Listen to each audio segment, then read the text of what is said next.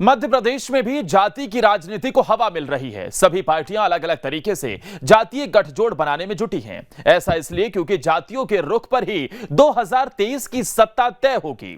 सवाल यह है कि आखिर ये ट्रेंड मध्य प्रदेश में क्यों दिख रहा है। रिपोर्ट आप देखिए।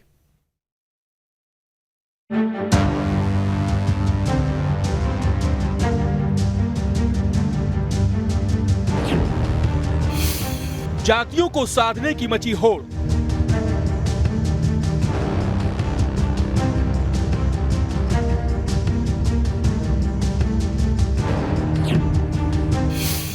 कौन बनाएगा मजबूत गठजोड़?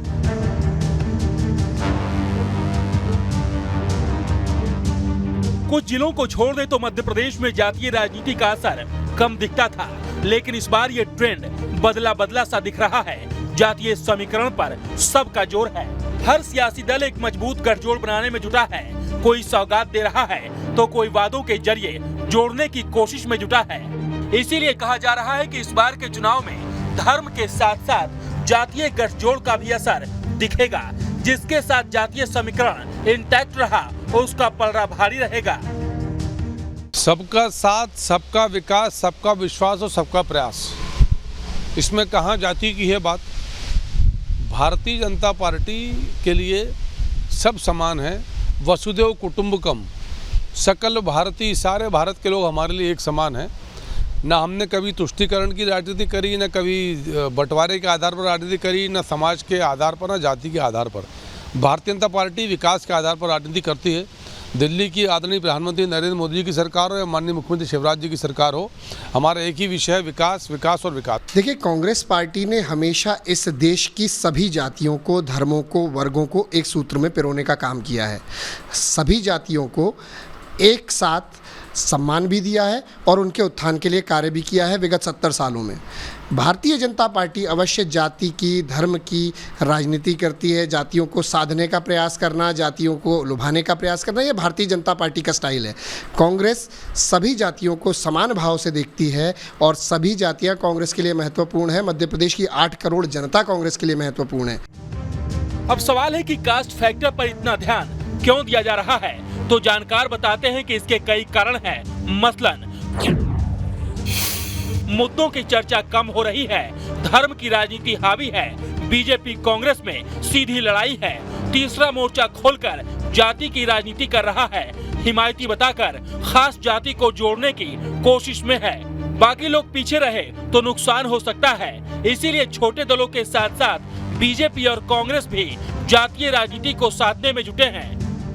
जातियाँ तो हमेशा से हम देखते हैं कि चुनावी राजनीति में प्रभावशाली रहती हैं और अभी पिछले 1-2 साल से ओबीसी की राजनीति जिस तरह से मध्य प्रदेश में चल रही है, आरक्षण का मुद्दा 14 से 27% बढ़ाने का जो रहा, उसमें कांग्रेस भी ये दावा कर रही है कि उसने ये आरक्षण बढ़ाया और भारतीय जनता पार्टी ने रोक दिया। कांग्रेस आरक्षण के मुद्दे के साथ ओबीसी का मुद्दा भी चुनाव में आगे रख रही है। तो ओबीसी चूँकि मध्य प्रदेश में काफ़ी संख्या में और निर्णायक हैं, तो भारतीय जनता पार्टी के लिए भी ये ओबीसी एक बहुत महत्वपूर्ण है। शिवराज जी खुद ओबीसी वर्ग से आते हैं। तो ये जो जाति की जो राजनीति है ओबीसी के को लेकर बहुत ज़्यादा है। अब आपको बताते हैं कि प्रदेश में किस जाति के कितने लोग हैं। तो आंकड़े बताते हैं कि आदिवासी की आबादी करीब 22% है। 47 सीटें इनके लिए रिजर्व है, तो वहीं करीब 17% एससी, जिनके लिए 35 सीटें आरक्षित है। इसी तरह ओबीसी की आबादी करीब 48% है। करीब 80 सीटों पर ये किंग मेकर हैं। करीब 10% ब्राह्मण वोटर हैं। 30 सीटों पर सीधा प्रभाव रहता है, जबकि 7% ठाकुर और 6% मुस्लिम वोटर हैं। गौर करने वाली बात यह है कि जिन सीटों पर एक जाति किंग मेकर रहता है, वहाँ मुद्दों पर नहीं बल्कि जाति के उम्मीदवार पर वोट किया जाता है।